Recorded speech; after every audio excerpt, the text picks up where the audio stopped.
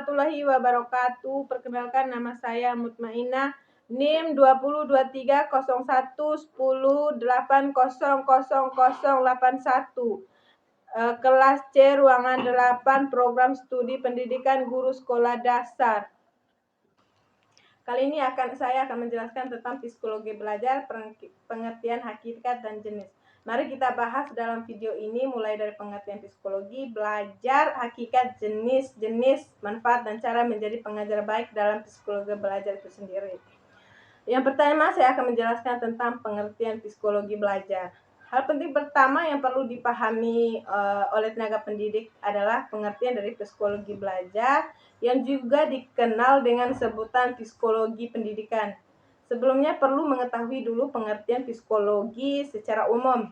Psikologi secara etimologis atau secara asal kata berasal dari bahasa Yunani yaitu psiki yang artinya jiwa. Kemudian juga dari kata logos yang artinya ilmu pengetahuan. Maka secara etimologis, psikologi adalah ilmu yang mempelajari tentang jiwa, baik mengenai macam-macam gejalanya, prosesnya, maupun latar belakangnya. Yang kedua, saya akan menjelaskan tentang pengertian psikologi belajar menurut para ahli.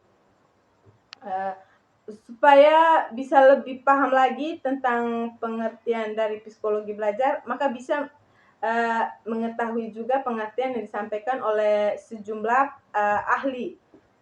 Ada beberapa para ahli yang menemukan. Yang pertama, Lister, De Croo, dan Alice Crow. Definisi yang pertama dikemukakan oleh Lister, De Croo, dan juga Alice Crow melalui buku mereka yang berjudul Education Psychology. Keduanya menjelaskan pengertian dari psikologi belajar. Menurut mereka, psikologi belajar adalah ilmu pengetahuan praktis yang berusaha untuk menerangkan belajar sesuai dengan prinsip-prinsip yang ditetapkan secara ilmiah dan fakta-fakta sekitar tingkah laku manusia. Yang kedua, B.W.S. Winkel. Pendapat yang kedua disampaikan oleh W.S. Winkel yang menjelaskan definisi psikologi pendidikan melalui bukunya yang berjudul Psikologi Pendidikan dan Evaluasi Belajar. Winkel menjelaskan psikologi pendidikan adalah salah satu cabang dari psikologi praktis yang mempelajari prasat-prasat atau fakta-fakta bagi belajar di sekolah, berbagai jenis belajar dan fase-fase dalam semua proses belajar itu. Yang ketiga dari James Drawford.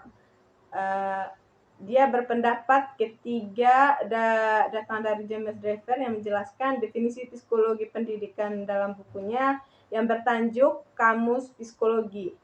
Beliau menjelaskan bahwa psikologi pendidikan adalah cabang dari psikologi terapan yang berkenan dengan penerapan asas-asas dan penemuan psikologi problema pendidikan ke dalam bidang pendidikan. Yang keempat dikemukakan oleh hakikat psikologi belajar tentang psikologi. Pendidikan adalah hal yang penting bagi tenaga pendidikan, baik guru maupun dosen, sebab kegiatan mengajar adalah kegiatan yang penuh dengan unsur psikologi di dalamnya. Profesi tenaga pendidik kemudian dekat dengan masalah psikologi dibandingkan dengan profesi lain. Misalnya profesi dokter, ahli hukum seperti pengacara, dan sebagainya. Hal ini terlihat dari kebutuhan tenaga pendidik untuk memahami karakter anak didiknya. Saat menjelaskan suatu materi dan ada perasaan didik yang tidak mendengarkan atau mungkin susah untuk paham, maka tenaga pendidik yang udah paham ilmu psikologi pendidik tidak akan memarahi mereka, melainkan melihat isi psikologisnya. Yang ketiga, hal penting bagi pengajar dalam mengajar.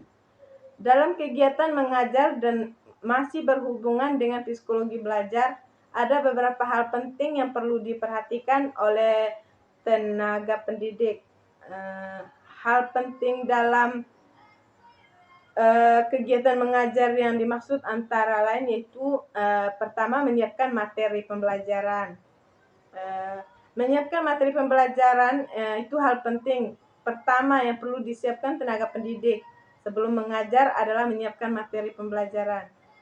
Prinsipnya adalah sudah menyusunkan silabus sehingga dalam satu semester ada beberapa pertemuan. Yang kedua, memahami materi.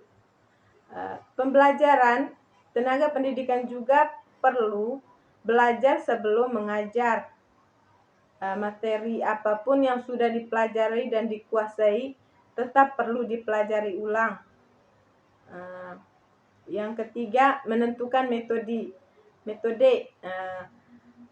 Menentukan metode pembelajaran berikutnya adalah menentukan metode pembelajaran disesuaikan dengan karakter peserta didik dan karakter materi yang akan disampaikan, sehingga penjelasan lebih menarik dan mudah dipahami oleh seluruh peserta didik. Yang keempat, menyiapkan media. Menyiapkan media pembelajaran juga perlu ditentukan apakah perlu proyektor di kelas atau tidak. Jika mengajar secara online, maka bisa menyiapkan media seperti smartphone, wifi, dan sebagainya. Penentuan media mengajar online sebaiknya juga menyesuaikan dengan kondisi peserta didik agar semua bisa berpartisipasi. Yang kelima, memperhatikan jam mengajar 5 waktu kegiatan belajar juga perlu diatur sejak awal. Saat pembelajaran dilakukan di kelas, maka jam pelajaran menyesuaikan ketentuan kampus. Namun ada kalanya jam belajar ini terasa terlalu lama.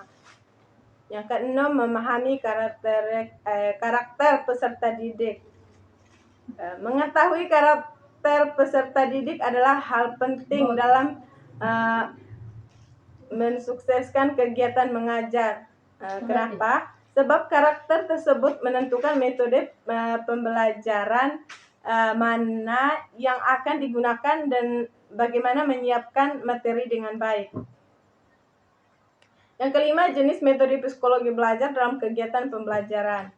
Diperlukan oleh metode khusus untuk bisa menyampaikan materi dengan baik sekaligus bisa dipahami dengan baik juga oleh peserta didik.